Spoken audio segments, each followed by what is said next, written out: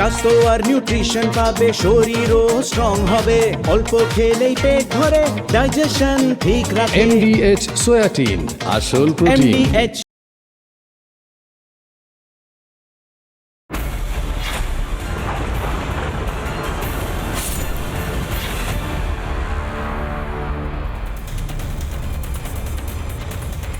আজ এমন একটা কাহিনী বলবো যে কাহিনী শুনলে আপনারাও হয়তো চিন্তায় পড়বেন যে সত্যি কি ঘটনা ঘটেছিল গত শুক্রবার শহর কলকাতায়। তিলোত্তমাকে অচল করবার পরিকল্পনা করা হয়েছিল, কিন্তু পরিকল্পনা কারা করেছিল, ষড়যন্ত্র করা হয়েছিল, ষড়যন্ত্র কারা করেছিল, কোন রাজনৈতিক দল, বলা ভালো কোন কোন রাজনৈতিক দল এর সঙ্গে যুক্ত ছিল, কোন কোন রাজনৈতিক দলের কর্মীরা তারা প্রথম সারিতে থেকে গুন্ডামি করেছিল, যেই প্রশ্নগুলো ইতিমধ্যে ঘুরপাক খাচ্ছে গোটা রাজ্যের বিভিন্ন প্রান্তে। ইতিমধ্যেই আপনারা জানেন যে 16 জনকে গ্রেফতারও করা হয়েছে, কিন্তু এই 16 জন তারা কারা, আজ তাদের নামগুলো যেমন পরপর আপনাদের সামনে তুলে ধরবার পাশাপাশি এটাও জানাবো যে এই বিস্ফোরক তথ্যগুলো এই মুহূর্তে রিপাবলিক বাংলার হাতে এসে পৌঁছেছে কিশলয় অগ্নিবাণে। আপনাদের সঙ্গে রয়েছে আমি তনয়া এবং খালেদ রেজা, যার নাম আজ করতেই হচ্ছে। কিন্তু এই খালেদ রেজা সে কে? সে হচ্ছে কংগ্রেসের একজন কর্মী, যার বক্তব্য সামনে আসবার পর রীতিমতন ছি পড়ে গিয়েছে। তার কারণ স্পষ্ট, রাহুল গান্ধীর নাম এখানে উঠে আসছে। এই সেই রাহুল গান্ধী, যেই রাহুল গান্ধীদের দেখা গিয়েছে যন্তর মন্তরে। তারা নাকি প্রশ্নপত্র ফাঁসের কারণে সমব্যথী হয়েছিলেন যারা আন্দোলন করছিলেন সেই আন্দোলনকারীদের সঙ্গে। আরশোলাদের পাশে দাঁড়িয়ে রীতিমতন হুঙ্কার দিতে শোনা গিয়েছে এই রাহুল গান্ধীদের। তারা পরিষ্কার করে বলছেন আবেগঘন একটা মুহূর্ত তৈরি হয়ে গিয়েছিল গোটা দেশে, যেই আবেগঘন মুহূর্তের জন্য তারা সেখানে সামিল হতে গিয়েছিলেন, সেই সকল পড়ুয়াদের পাশে দাঁড়াতে গিয়েছিলেন। কিন্তু এখানেই প্রশ্ন, এই রাহুল গান্ধীরা তাহলে কেন উস্কানি দিয়ে এই খালেদ রেজাদের তাদেরকে পাঠিয়েছিল অশান্তি পাকানোর জন্য? প্রথমে আপনাদের সামনে সেই স্বীকারোক্তি রাখবো, তারপর আসছি বিস্তারিত আলোচনায়। রাহুল গান্ধী আগে ছিল যে আমি ওখান থেকে এসেছি এখানে, দিদি যে আমার রাহুল গান্ধী আগে ছিল এখানেই আমরা ছিলাম। মিডিয়ার ওপর অ্যাটাক করলে কেন? কে মিডিয়া? এখানে আমার রাহুল গান্ধী আদেশে এখানে কংগ্রেস করতে আমরা ছাত্র পরিষদ দাঁড়াও না। আপনি কি কংগ্রেস করবেন? আমি কর্মী আছি। কতদিন ধরে কংগ্রেস করি? মিডিয়ার ওপর আক্রমণ হয়েছিল কেন? এটা মিথ্যে কথা, এখানে কোনো তাহলে এবার বুঝতে পাচ্ছেন পাকা মাথায় ষড়যন্ত্র করা হয়েছিল কার্যত অচল করে দেওয়ার জন্য শহর কলকাতাকে, এবং এই ষড়যন্ত্রটা হয়েছিল সুদূর দিল্লিতে বসে। রাহুল গান্ধী তিনি নাকি পাঠিয়েছিলেন গুন্ডামি করবার জন্য। স্পষ্টত কর্মী তিনি একেবারে পরিষ্কার করে সে কথা বললেন। তিনি বললেন রাহুল গান্ধী তাকে এখানে আসতে বলেছিল গুন্ডামি করতেই তাহলে পাঠানো হয়েছিল।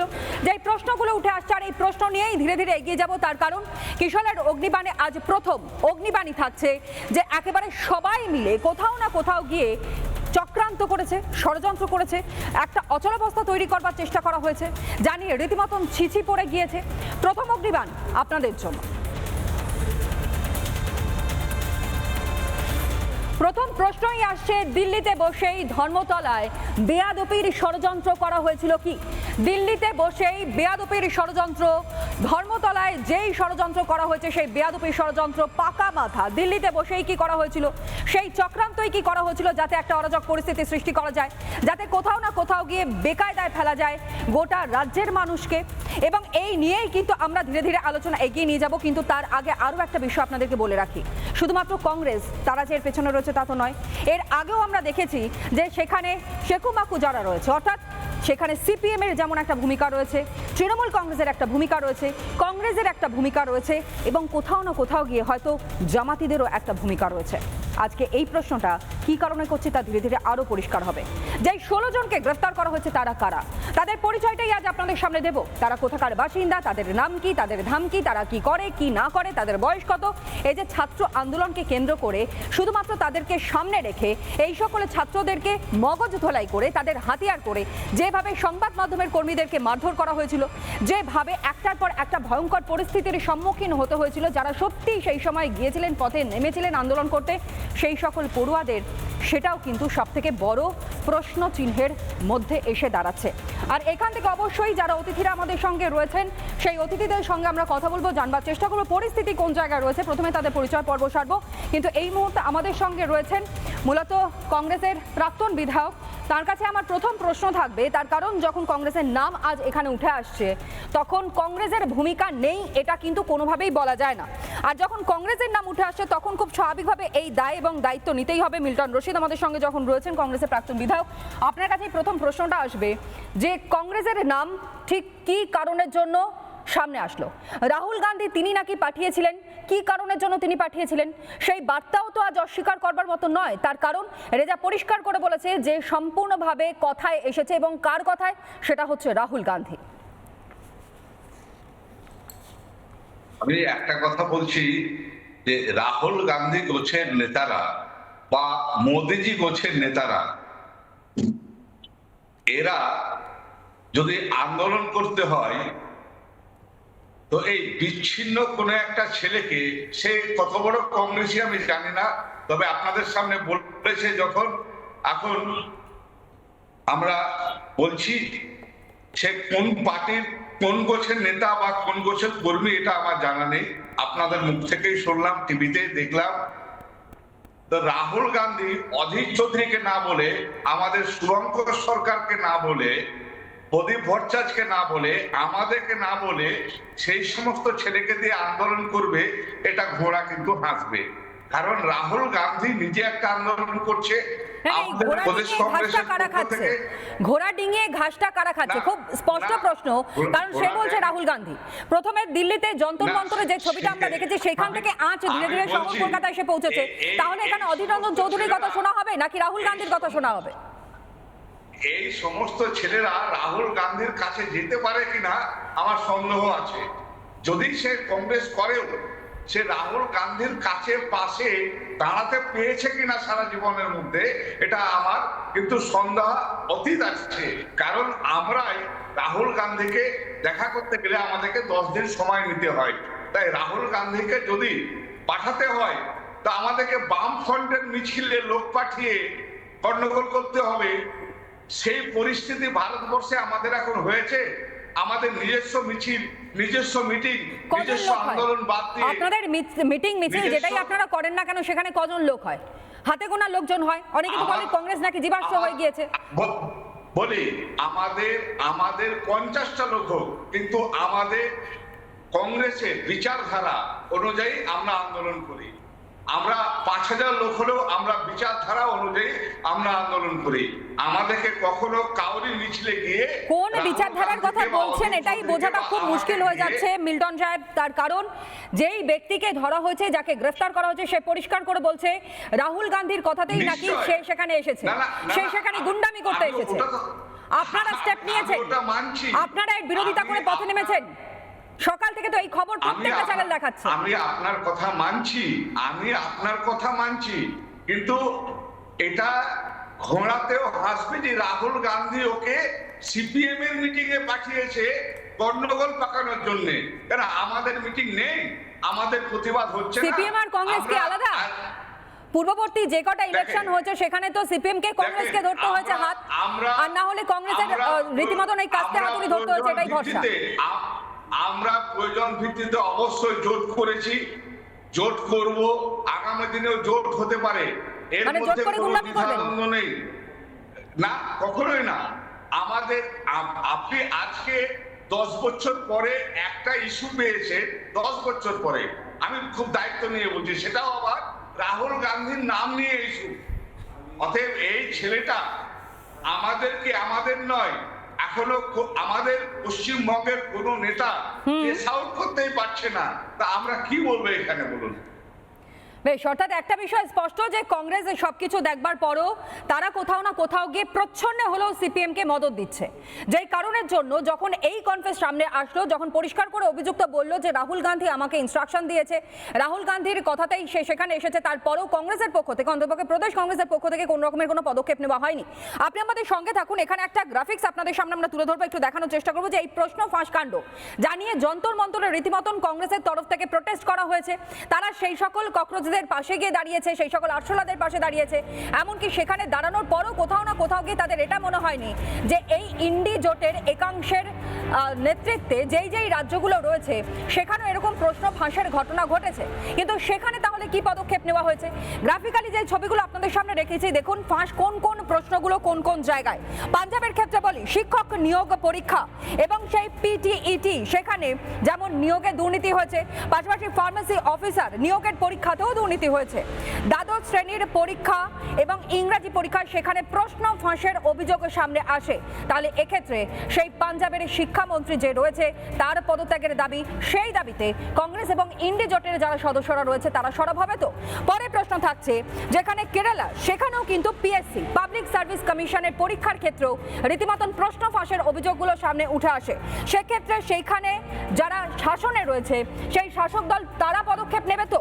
একই সঙ্গে অভিযোগগুলো উঠে আসছে কেরালা বিশ্ববিদ্যালয়, সেখানে এর ইতিহাস পরীক্ষা, ভাবতে পারেন হিস্ট্রি পরীক্ষার পেপার পর্যন্ত লিক হয়ে যাচ্ছে। দশম এবং একাদশ শ্রেণীর যে প্রশ্নপত্র, সেই প্রশ্নপত্র পর্যন্ত ফাঁস হয়ে যায়। কিন্তু সেখানে এই রকম ভাবে শিক্ষামন্ত্রী পদত্যাগ চাই, মুখ্যমন্ত্রী পদত্যাগ চাই, প্রধানমন্ত্রী পদত্যাগ চাই, এই প্রশ্নগুলো অন্ততপক্ষে কোনোভাবেই কানে আসে না, তারা করেন না। তারা সম্পূর্ণভাবে তাকে গোচরে রাখে, তারা সম্পূর্ণভাবে তা আড়ালে রাখে। শুধু এখানেই নয়, আরও একটা ইনফরমেশন দিই, অন্ধ্রপ্রদেশে সেখানেও ANU-তে বিএড পরীক্ষার পর্যন্ত প্রশ্ন ফাঁস হয়েছে। তাহলে এক্ষেত্রে দাঁড়িয়ে এই ইন্ডি জোটের একাংশ যারা রয়েছে তারা পথে নামবে তো? পরবর্তী সময় পদত্যাগের দাবি, ইস্তফার দাবি এবং এই শিক্ষা ব্যবস্থা সেই রাজ্যে কি রয়েছে তা পরিবর্তনের দাবি, এই দাবিতে পথে নামবে তো? অন্যান্য যারা অতিথিরা রয়েছেন তাদের সঙ্গে প্রথমে পরিচয় পর্ব সর্ব। দীপ্তর্ষ যশ আমাদের সঙ্গে রয়েছেন, বিজেপি মুখপাত্র, আমাদের সঙ্গে মণিশঙ্খ চ্যাটার্জি রয়েছেন আইনজীবী, আমাদের সঙ্গে রয়েছেন কাশেম আলী রাষ্ট্রবাদী, তিনি রয়েছেন, যেমন একই সঙ্গে নীলাভ ব্যানার্জি আইনজীবী রয়েছেন এবং শুভম ব্যানার্জি আমাদের সঙ্গে রয়েছে সিপিআই নেতা। প্রথমে আমি আসি শুভম তোমার কাছে, তার কারণ বিভিন্ন জায়গায় আমরা এটাও দেখেছি যে যেই রাজ্যগুলিতে মূলত বিজেপি ক্ষমতায় নেই বা শাসনে নেই সেখানেও এইরকম অনেক কেলেঙ্কারি হয়েছে, কিন্তু সেই ব্যাপারে তো তোমরা মুখ খোলোনি। না, প্রথম কথা হচ্ছে বলে নিয়ে যে অন্ধ্রপ্রদেশের ANU-র কথা বললে না, অন্ধ্রপ্রদেশটা কিন্তু এনডিএ শাসিত রাজ্য, প্রথম কথা। দ্বিতীয় কথা হচ্ছে কেরালায় যেটা বললে এবং অন্যান্য পাঞ্জাবে যেটা বললে, সেটা কেরালায় বামপন্থীরা অলরেডি শুরুতেই তোমার অন্ধ্রপ্রদেশের কথা বললে, আমার তো লিস্টে ছিল অন্ধ্রপ্রদেশ একদম লাস্টে, অন্ধ্রপ্রদেশ একদম লাস্টে ছিল। বলেছো তো একদম ডেফিনেটলি, আমরা তো কোনো কিছু লুকিয়ে চুরিয়ে বলিনি, যেটা হয়েছে সেটাই বলেছি, কিন্তু শুরু থেকে আমাকে ব্যাখ্যা দাও। বলতে দেবে তো? তুমি যে কটা রাজ্যের কথা বললে সেই রাজ্যগুলোতে কেরালায় পাঞ্জাবে অলরেডি বামপন্থীরা এই গত দুদিনে মিটিং মিছিল শুরু করেছে। আমরা বলছি সেই দুটো রাজ্য, কেরালা আর পাঞ্জাব যে বলছো সেটা তো বিজেপি শাসিত রাজ্য নয়। তাহলে বিজেপিকে বলো না একটু মিটিং মিছিল করতে, বিজেপি করছে না কেন? আমরা তো ধর্মেন্দ্র প্রধানের ইস্তফাটা একদিনে পাইনি। দেশের ছাত্ররা, লক্ষ লক্ষ ছাত্র মাসের পর মাস আন্দোলন করে, অনশন করে গোটা দেশ উত্তাল হয়েছে, তারপরে ধর্মেন্দ্র প্রধান ইস্তফা দিয়েছে। তাহলে একটু বিজেপিকে বলো না কেরালায় একটু আন্দোলন করতে শাস্তির দাবিতে, বিজেপিকে একটু বলো না পাঞ্জাবে একটু আন্দোলন করতে শাস্তির দাবিতে। শুধু আমরাই আন্দোলন করব, বিজেপি আন্দোলন করবে না, সেটা কি হতে পারে? শুধু আন্দোলন ছিল না, আন্দোলনের নামে গুন্ডামি ছিল। কে ঠিক করবে সেটা? কে ঠিক করবে সেটা? যদি গুন্ডামি হয়ে থাকে প্রশাসন কার? বিজেপির প্রশাসন। পুলিশ কার? বিজেপির পুলিশ। বিজেপি ব্যবস্থা নেয়নি কেন? না না, তা বলে কি এটা মানা যায় যে যাকে গ্রেফতার করা হয়েছে সে বলছে রাহুল গান্ধী আমায় পাঠিয়েছে? সেই রাহুল গান্ধীদের হাত তোমরা ধরছো। আজকে চিঠি দিয়ে পারমিশন নিয়ে করা একটা প্রোগ্রাম, সেই প্রোগ্রামে যদি কোনো গন্ডগোল হয় তার দায় উদ্যোক্তাদের বেশি হয় না প্রশাসনের বেশি হয়? কারণ এখানে তো অনেকেই আবার আলোচনা করছে যে রাহুল গান্ধীদের সঙ্গে বসে ফিশ ফ্রাই খেতে খেতে অন্ততপক্ষে তোমরা এই ষড়যন্ত্রটা করোনি তো? সাধারণ মানুষ তারা প্রশ্ন করছে। আমরা এই যে রাহুল গান্ধীর কথা তুলছো আজকে, যে আমরা তুলিনি, আরে খবরে আসছে, আমরা তুলছি। কোন হিসেবে বলছো? যাকে গ্রেফতার করা হয়েছে সেই কংগ্রেসের কর্মী, সে বলছে যে রাহুল গান্ধী নাকি তাকে পাঠিয়েছে। যদি না শুনে থাকো আমি আরো একবার পিছিয়ে বলবো সেই বক্তব্য তুলে ধরতে, যেখানে পরিষ্কার করে কংগ্রেসের কর্মী সে বলছে রাহুল গান্ধী ইনস্ট্রাকশনে সেখানে এসেছে। শুনুন, সে কংগ্রেসের কোন স্তরের কর্মী? শুভম শোনো, আমি শোনাচ্ছি সেই বক্তব্য, শোনো। কোন রকমের কোনো ভুল ভ্রান্তি যাতে না থাকে সেই কারণের জন্য আরো একবার। আমি ওখান থেকে এসেছি এখানে, যে আমার রাহুল গান্ধী এখানেই আমরা প্রোটেস্ট ছিলাম। মিডিয়ার ওপর অ্যাটাক করলে কেন? কে মিডিয়া? এখানে আমার রাহুল গান্ধী আদেশে এখানে কংগ্রেস করতে আমরা ছাত্র পরিষদ দাঁড়াও না। আপনি কি কংগ্রেস করবেন? আমি কর্মী কর্মী আছি, কতদিন ধরে কংগ্রেস করি। মিডিয়ার উপর আক্রমণ হয়েছিল কেন? এটা মিথ্যা কথা,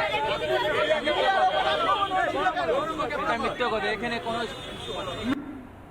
এরপর তাহলে কি বলবে শুভম? আজকে ওই দমকলের ওপর থেকে যারা পাথর ছুঁড়েছিল, যদিও তারা কেউ অ্যারেস্ট হয়নি, যদি অ্যারেস্ট হতো এবং তারা যদি বলতো যে আমরা নরেন্দ্র মোদীর অনুপ্রেরণায় পাথর ছুঁড়েছি, নরেন্দ্র মোদী আমাদের নেতা, তার মানে কি এটা দাঁড়ায় যে নরেন্দ্র মোদী ব্যক্তিগতভাবে তার কানে এসে পাথর ছুঁড়তে বলেছিল?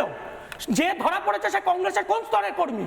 একটা লোকাল স্তরের কর্মী, একটা পাড়ার কর্মী, তার পক্ষে রাহুল গান্ধীর সাথে যোগাযোগ করা সম্ভব? একটা অবান্ত নিউজ চালাচ্ছ, তোমাদের লজ্জা হওয়া উচিত। এই অবান্ত ডিরেক্টলি নেতার সঙ্গে হয়তো কথা নাও হতে পারে, ডিরেক্টলি সেই রকম নেতার সঙ্গে কথা নাও হতে পারে, কিন্তু চেনটা তো অনেকটা বড়। হ্যাঁ, চেনটা বড়, চেনটা তো বড়, তাহলে তাদের কাছে ইনস্ট্রাকশন আসতে পারে না? ওই দমকল থেকে যারা পাথর ছুঁড়েছিল, মৌলালী যুব কেন্দ্রের সিঁড়ি থেকে যারা পাথর ছুঁড়েছিল, তারা সব নরেন্দ্র মোদীর কথায় পাথর ছুঁড়েছিল। তারা বলেছিল? হ্যাঁ, অ্যারেস্ট করো, অ্যারেস্ট করো। না, তারা বলেছিল? তারা কি বলেছিল? প্রধানমন্ত্রী পাঠিয়েছিল, নরেন্দ্র মোদী পাঠিয়েছিল, বলেছিল? ভারতবর্ষের প্রধানমন্ত্রীর নামে এই মিথ্যাচার করছে। ভারতবর্ষের প্রধানমন্ত্রীর নামে তাহলে তখন তাহলে পথনামা হয়নি কেন? কেন শুভম? প্রধানমন্ত্রী মিথ্যাচার তুমি কংগ্রেস করতে না, সংবিধান জানো, লজ্জার কথা। তোমরা এখানে দাঁড়িয়ে তুমি সংবিধান জানো না। বামপন্থীরা তোমার মতো গল্প নির্লজ্জের মতো স্টুডিও এসে বসো। ককরোচ পার্টি এই তুমি কোন দল করো ভাই? তুমি কোন দল করো? হচ্ছে একদম অসভ্যতা করবে না, একদম অসভ্যতা করবে না। দুদিন আগে তো বিজেপি একদম অসভ্যতা করবেন না। দুদিন আগে তো বিজেপি অসভ্যতা লজ্জা করে না, লজ্জা করে না। ডাইভার্ট করতে প্লিজ, কোন রকমের কোনো ডাইভার্ট হবে না। টপিকে আলোচনা হবে, টপিকে আলোচনা হবে, টপিকের বাইরে কোন রকম ব্যক্তিগত কোনো আলোচনা হবে না। সাউন্ড মিউট করতে বলবো। দীপ্তাংশদা, যেই ঘটনাগুলো ঘটেছে তার মানে তো এটা স্পষ্ট, যা কিছু ঘটনা এখানে শহর কলকাতা ঘটেছে তার সবটাই দিল্লিতে বসে ঠান্ডা মাথায় হয়তো কফি খেতে খেতে, চা খেতে খেতে, অথবা হয়তো ফিশ ফ্রাই খেতে খেতে এই গোটা প্ল্যানটা হয়েছে। না হলে একজন কংগ্রেসের কর্মী সে এসে কি করে বলতে পারে যে রাহুল গান্ধীর কথাতে সে সেখানে এসেছে? অন্য কারোর নাম তো ওঠেনি। আরে বিজেপির সমস্ত কর্মীরা নরেন্দ্র মোদীর অনেকটা সময় দিয়েছে, প্লিজ। হয়ে গেছে একটু থামুন না। দেখো, খালিদ রেজা বড় কংগ্রেস কর্মী না মিল্টন রশিদ বড় কংগ্রেস কর্মী, সেটা মিল্টন রশিদ আর খালিদ রেজা তারা লড়ালড়ি করে ঠিক করুন। আবার খালিদ রেজা তিনি কংগ্রেসের কার্ড কোন নেতার সঙ্গে কিভাবে কি যোগাযোগ, সেটা সিপিআই নেতা শুভম সে সেটা সার্টিফাই করবে, তাদের ব্যাপার। এরা সবাই একই থালার আসামি, এরা সব এক থালাতেই বসে খায়।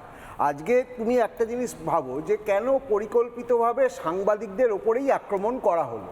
সাংবাদিকদের ওপরে আক্রমণটা এই কারণে করা হলো কারণ যাতে সাংবাদিকরা সত্যিটা তুলে ধরতে না পারেন, এবং সাংবাদিকরা সত্যিটা তুলে ধরলে বাম বলো কংগ্রেস বলো এদের বরাবরের সাংবাদিকদের ওপরে রাগ।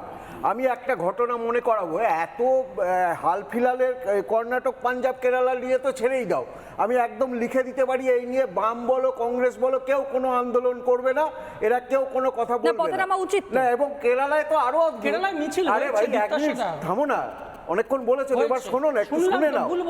কেরালায় আরো অদ্ভুত, কেরালায় যাদেরকে চাকরি পেতে দেওয়া হবে না তাদের 50% উত্তরের মূল্যায়ন করা হয়েছে, 58%, বাকি 42% উত্তরের কোনো মূল্যায়ন করা হয়নি। মানে এটা মানে এর থেকে বড় দুর্নীতি আর হতে পারে না। এবার বামেরা এত কথা বলছে, বামেদের একজনের নাম মনে করাই, মনীষা মুখার্জির নামটা মনে আছে? 1997 সালে ভদ্রমহিলা হারিয়ে গেছিলেন, ক্যালকাটা ইউনিভার্সিটির এক্সাম ডিপার্টমেন্টে চাকরি করতেন। কেন হারিয়ে গেছিলেন? তিনি জয়েন্টের প্রশ্ন ফাঁসের অভিযোগ তুলেছিলেন। তার সঙ্গে কার কার ঘনিষ্ঠতা ছিল? তার সঙ্গে ছিল বিমান বসুর ঘনিষ্ঠতা, তার সঙ্গে ছিল অনিল বিশ্বাসের ঘনিষ্ঠতা। সেই নিয়ে বামেরা 1997 থেকে 2011 একটা কিচ্ছু করতে পারেনি, কোনো তার মনীষা মুখার্জির কোনো হদিস পাওয়া যায়নি। আরে ভাই থামো না, এত গায়ে জোড়া হচ্ছে, থামো না, শুনে নাও, নোট করো, ইনফরমেশনগুলো নোট করো, টাইমে আসবে তখন বলবে। আরে ফাইল খুলতে গেলে ফাইল খুলতে গেলে ফাইল খুলতে গেলে আমরা খুলবো, ফাইল খুলে যাবে। কোঅপারেট করে এরকম ভাবে এই স্টুডিওটা গুন্ডামির জায়গা নয় বা এরকম আলোচনা করার জায়গা না। মনীষা মুখার্জির নাম শুনলেই তোমরা দেশ বিরোধী বলার কে? কে গুন্ডামি করছে? আরে ভাই কে গুন্ডামি করছে? তোমরা দেশ বিরোধী করছো কেন? তোমরা ঠিক করবে, তোমরা ঠিক করবে যে দেশ বিরোধী, আজকে দেশ বিরোধী। তোমরা ঠিক করবে। নাম চাপা দেওয়া যাবে না। মনীষা মুখার্জির নাম প্রত্যেকে জানে, আগামী প্রজন্মও জানবে। বরুণ বিশ্বাসকে কারা খুন করেছিল সবাই জানে। আজকে চেঁচিয়ে চাপা দেওয়া যাবে না। কান্তি গাঙ্গুলির আমলে প্রশ্ন ফাঁস হয়েছিল, কান্তি গাঙ্গুলি সেদিনকে ইস্তফা দিয়েছিলেন, দেননি। প্রশ্ন আবার করে পরীক্ষা হয়েছিল মাধ্যমিকের, একবার নয়। এটা তৃণমূল বা সিপিএম এর জমানো নয়, যেখানে চাকরি বিক্রি করে মন্ত্রী তার বান্ধবীর খাটের নিচে টাকা জমাবেন। আজকে শুভমরা এত বড় বড় কথা বলছে, যখন এখানে চাকরি দুর্নীতি হচ্ছিল তখন এই শুভমরা তৃণমূলকে সমর্থন করেছেন নো ভোট টু বিজেপির নাম দিয়ে। তখন এরা কংগ্রেসের সঙ্গে জোট করেছে, আমরাই তো করেছি। তৃণমূলের সাথে ছিল। আপনারা কোথায় ছিলেন? তখন এরা এসএসসি দুর্নীতিতে আপনারা কোথায় ছিলেন? একটা প্রশ্নও করেনি। এসএসসি দুর্নীতিতে একদমই, কিন্তু এখানে আমি একটা ইনফরমেশন দিই। দীপ্তার্থদা যখন লাইনটা তুললেন যে কংগ্রেসের সঙ্গে সিপিএম এর সঙ্গে, আজকে এরা বলছে না, আজকে এরা ছাত্র। দেব মনিদা, সময় দেব। আজকে 47-50 বছরের গুন্ডারা এরা ছাত্র। আজকে যখন গুন্ডা দমন আইন প্রয়োগ করা হচ্ছে, তখন কেন এদের নেতারা বলছে, প্রিয়াঙ্কা গান্ধী আজকে কেন বললেন যে কেন্দ্র প্রতিশ্রুতি থেকে সরে আসছে? কেন্দ্র কি প্রতিশ্রুতি দিয়েছিল? যে ছাত্রদের উপরে কোনো মামলা হবে না। কিন্তু এরা ছাত্র, যারা একদমই। মহিলা সাংবাদিকদের গায়ে জল ঢাললো, তাদেরকে মলেস্ট করলো। এক মহিলা সাংবাদিক, তিনি বাড়ি থেকে বেরোতে ভয় পাচ্ছেন। কিন্তু বলে এই আমি যে বললাম। একেবারে তাই, তাদের সংবাদ সঙ্গে মাধ্যমকে যারা টার্গেট অসংখ্য করা হয়, তারা ছাত্র, সংবাদ মাধ্যমকে পরিচয় টার্গেট করা হয়েছে, হতে পারে। একাধিক অভিযোগগুলো সামনে উঠে এসেছে। আমি একটা ইনফরমেশন প্রথমে আপনাদের সামনে রাখুন, প্লিজ প্লিজ দীপ্তার্থদা, প্লিজ। শুভম, সময় দাও, সময় দাও, যাতে প্রত্যেকের কাছে যেতে পারেন, সময় দাও। আপনাদেরকে জানাই, এই মোহাম্মদ খালিদ রেজা কংগ্রেসের কর্মী।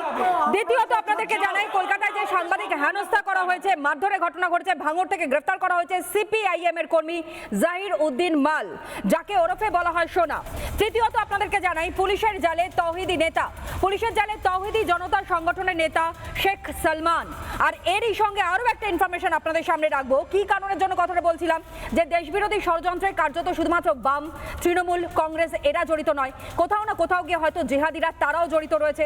লাস্টে যে তথ্য আপনাদের সামনে রাখছি তা হচ্ছে ধৃত মোহাম্মদ আফরোজ, তৃণমূলের অত্যন্ত সক্রিয় একজন কর্মী এবং মেটিয়াপুরুজের তৃণমূলের বিধায়ক আব্দুল খালেক মোল্লার অত্যন্ত ঘনিষ্ঠ এই আফরোজ।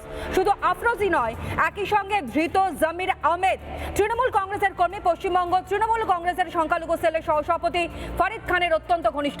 মনিদা, এর পরেও বলবেন যে আপনারা এই ষড়যন্ত্রের সঙ্গে যুক্ত ছিলেন না, তৃণমূল কংগ্রেস যুক্ত ছিল না? মানেই সেই তৃণমূল বা সেই কংগ্রেস বা সিপিএম বিরোধিতা এ মনিদা, আপনি কোন দলের হয়ে প্রতিনিধিত্ব করছেন? আগে সেটা আগে ক্লিয়ার করে দিন।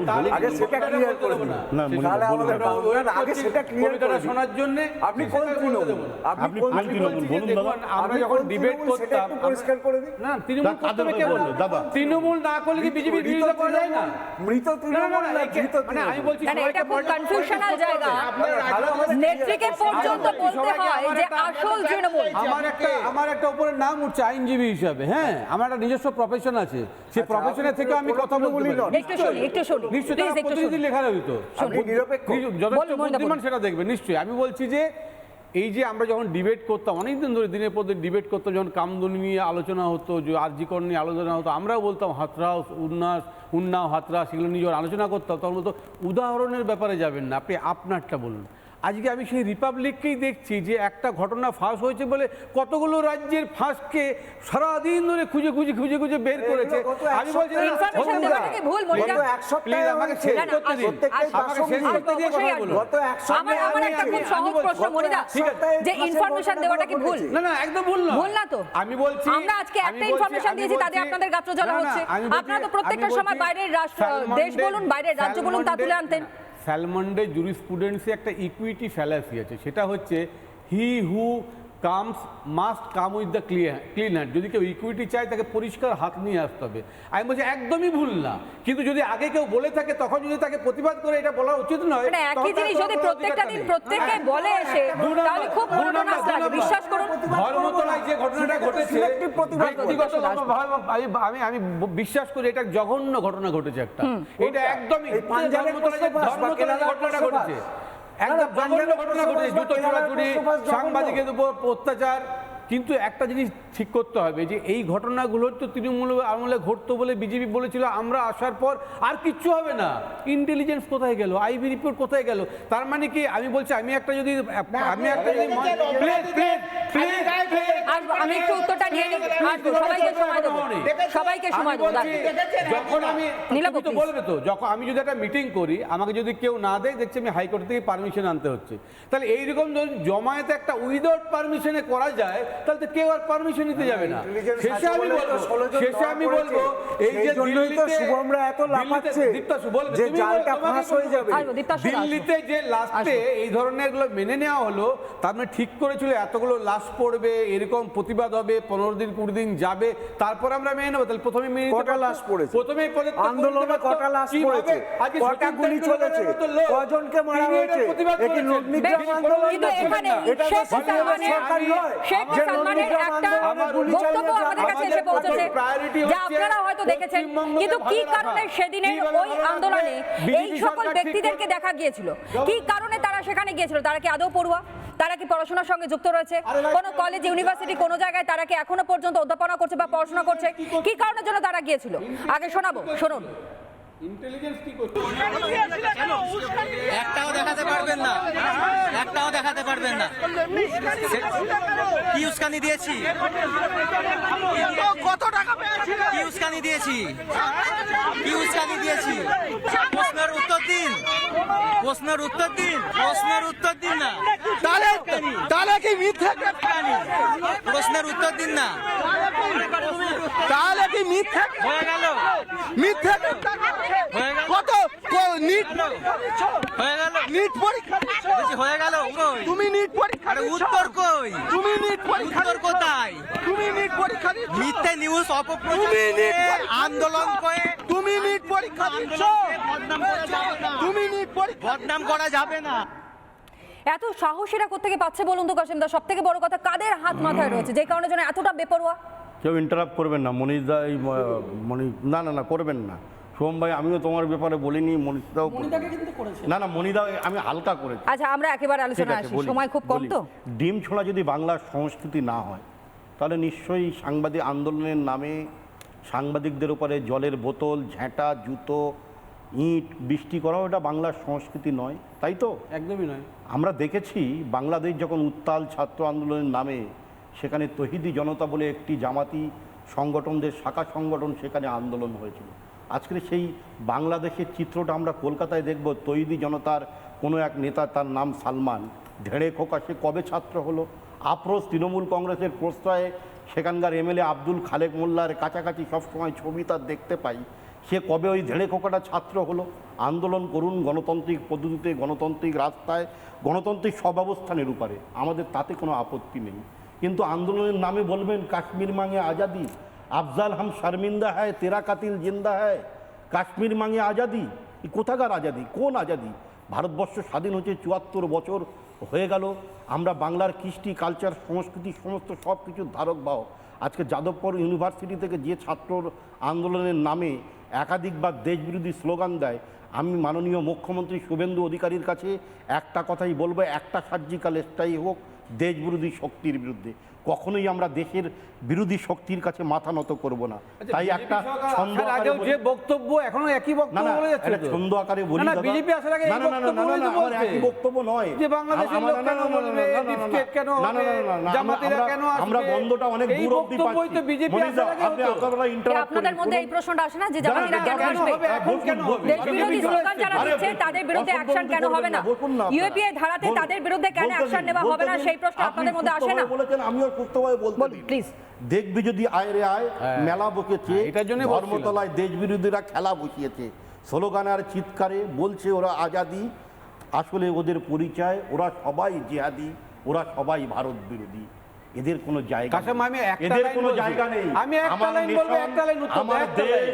আমি আমার বলছি যে রাষ্ট্র, ডবল ইঞ্জিন first সরকার priority, চলে এসছে, তারপরে আমরা কাশেম শুনবো আলীর এই যে ডবল ইঞ্জিন তারপরে সরকারের অন্য কথা যখন কিছু। বললেন আমরা তখন সেই ডবল শুনলাম ইঞ্জিন সরকারের double যে ফল ইঞ্জিনের সরকার সেই ফল হয়েছে, আমাদের রাজ্যে যারা বিরোধী দেশ করতে শুরু করে দিয়েছে। কথা বলবে, আপনারা শুনেছেন ভারত মুখ্যমন্ত্রী বিরোধী শুভেন্দু কথা অধিকারী বলবে। তিনি আমি স্পষ্ট দায়িত্ব বলেছেন নিয়ে কোন বলছি, রকমের এই কোন দেশ সরকার বিরোধী তাদের এখানে কোনো জায়গা নেই, আর কোনো অপরাধীদের কোনো জায়গা নেই। আমরা গুন্ডা দমন আইন নিয়ে কি বলেছিলেন, কি হুঙ্কার দিয়েছিলেন মুখ্যমন্ত্রী, শোনাবো। ভারতবর্ষ থেকে ভারত চারজন যাদেরকে আমরা ছাড়বো না, আরো বাকিগুলোর নাম তো আমি এখানে বলে সময় নষ্ট করব না। গুন্ডা দমন আইনে এমন ব্যবস্থা নেব যাতে একদিন নয়, এই গুন্ডাদের 3 পুরুষ মনে রাখে। এই জন্যই গুন্ডা দমন আইন রাজ্যপাল মহোদয় পাস করেছে। এর প্রয়োজনীয়তাটা কতটা ছিল বাংলার মানুষ দেখেছে।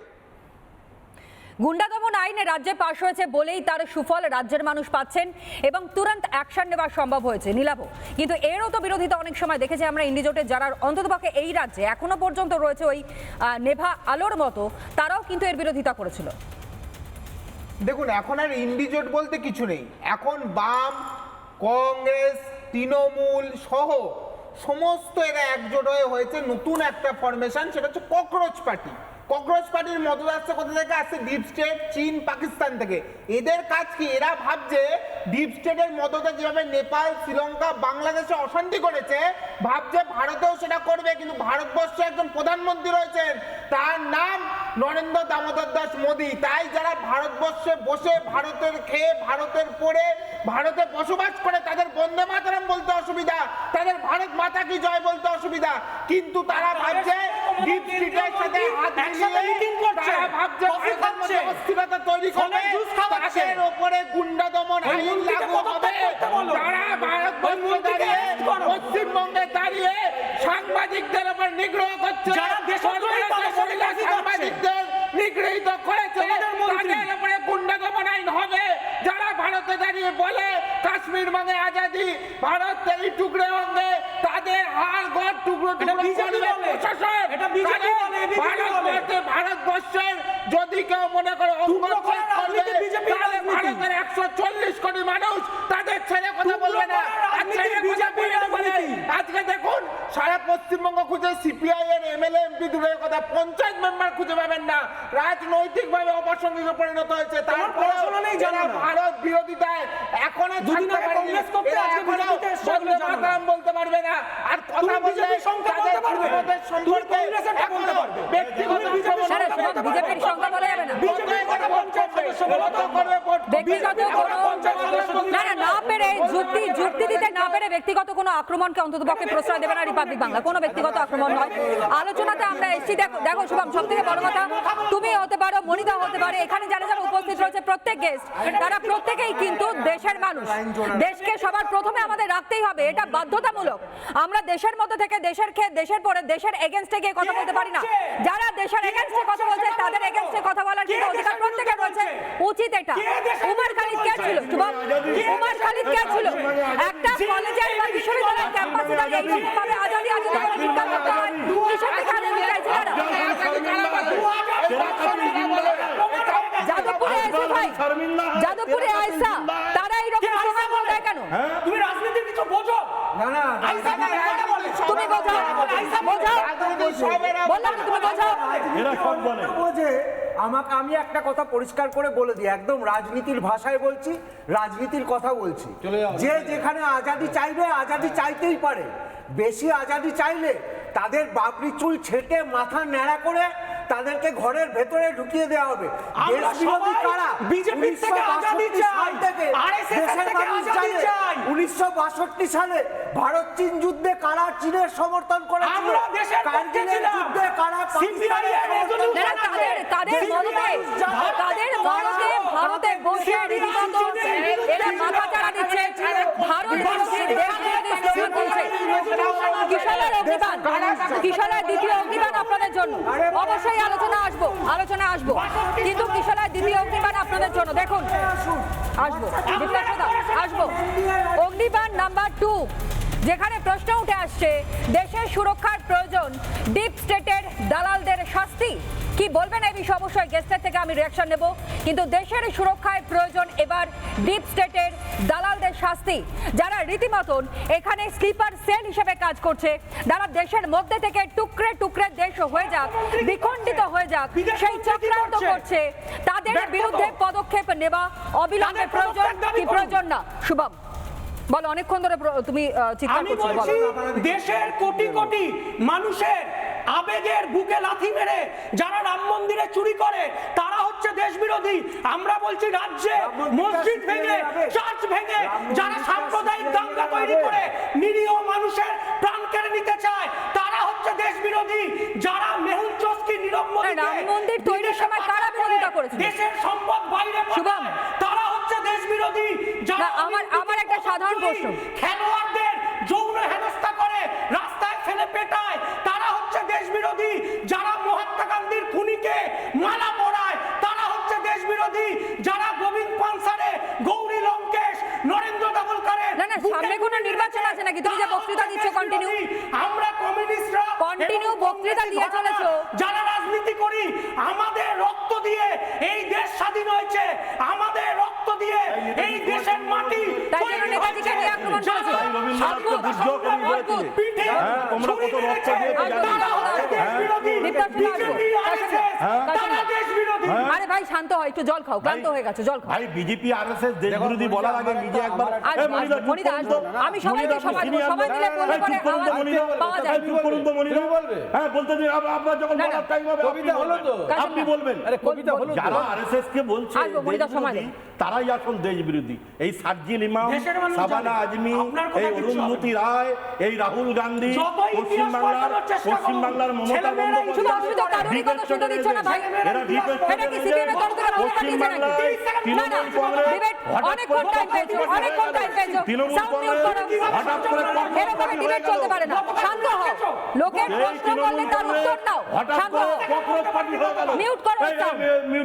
ককরোচ পার্টি হয়ে গেল।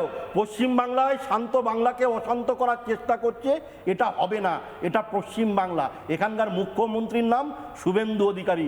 তাই পরিশেষে এই কথাই বলি, যতই নাড়াও কলকাঠি ফিরবে না আর তোমাদের হাবাই চটি, যতই করো ষড়যন্ত্র হবে না আর পরিবর্তন্ত্র, যতই নাড়াও হাত হাতুড়ি কাঁপতে পদ্মফুল থাকবে এই বাংলা বাঁচাতে এই বাংলায়। বা কালের দেওয়ালে লিখন ঠিক হয়ে গেছে, দেশ বিরোধী শক্তিরা পশ্চিম বাংলায় আর থাকতে পারবে না।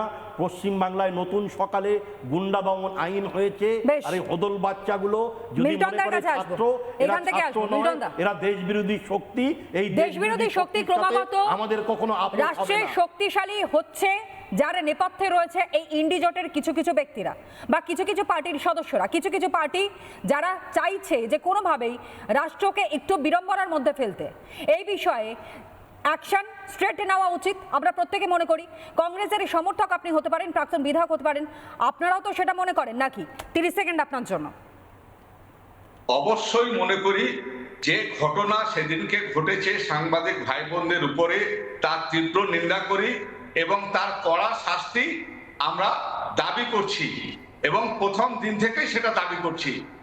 একটা কথা বলছি, রসায়নটা বিজেপির ভাইরা কোথাও গন্ডগোল করছে যে বিজেপির বিরোধিতা করলে দেশ বিরোধিতা এটাকে বলেছে। আমরা জাতীয় কংগ্রেস ভারতবর্ষের নিরিখে, পশ্চিমবঙ্গের নিরিখে আমরা বিজেপি সরকারের বিরোধিতা করব। ভালো হলে ভালো, খারাপ হলে অবশ্যই আমরা বিরোধিতা করব। তার মানে আমি বলছি যে পশ্চিমবঙ্গের সাধারণ মানুষের কথাটা প্রথমে চিন্তা করতে হবে। তারা একটা সরকারকে পাল্টেছে, কিছু দুর্নীতি, কিছু অধ্যত্ব, তার জন্য তারা যেন শান্তিতে থাকতে পারে, পুলিশ ঠিকমতো কাজ করে, জিনিসপত্রের দাম যাতে কম হয়, চাকরির সংস্থান হয় এবং যাতে মানুষ মানে কলকারখানা থেকে রাত্রে ভালো করে ঘুম হয়। তার বিনিময়ে আমরা উল্টো দিকে কি দেখছি, প্রতিদিন একটা করে ইনসিডেন্ট হচ্ছে, আতঙ্ক আসছে।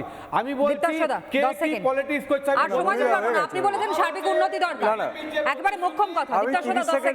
আমি 30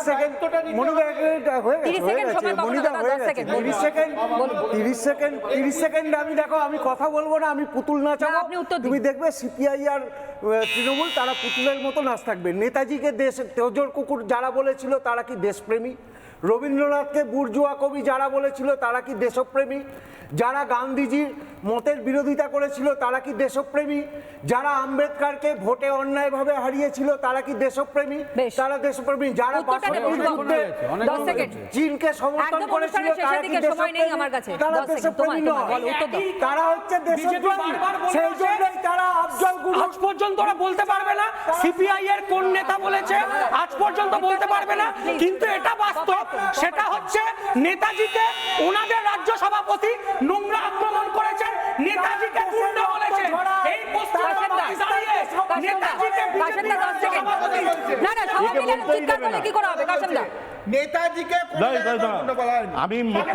আমি মুখ্যমন্ত্রীর কাছে আবেদন করব, যাদবপুরে যে সমস্ত দেশবিরোধী শক্তি আছে যারা বলে কাশ্মীর মাঙে আজাদি, ওখানে একটা সার্জিক্যাল স্ট্রাইক করে একদমই অর্থাৎ একটা বিষয় পরিষ্কার যে কোথাও না কোথাও গিয়ে একটা বড় চক্রান্ত করা হয়েছে, কোথাও না কোথাও গিয়ে একটা ষড়যন্ত্র করা হয়েছে, যেই ষড়যন্ত্রে ধীরে ধীরে পর্দা ফাঁস হচ্ছে। কিন্তু এই রকম পরিস্থিতি আর আগামীতে হতে দেওয়া যাবে না, যার জন্য কড়া পদক্ষেপ ইতিমধ্যেই নেওয়া শুরু হয়ে গিয়েছে অন্ততপক্ষে আমাদের রাজ্যে।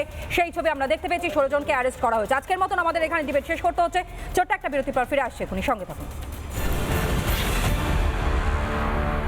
MDH দম আলু, ডাল তড়কা এবং মাশরুম মশলা। MDH দিয়ে রাঁধলে খাবার হবে মজাদার। MDH আপনাকে সর্বদা নতুন স্বাদ দিতে প্রতিবদ্ধ।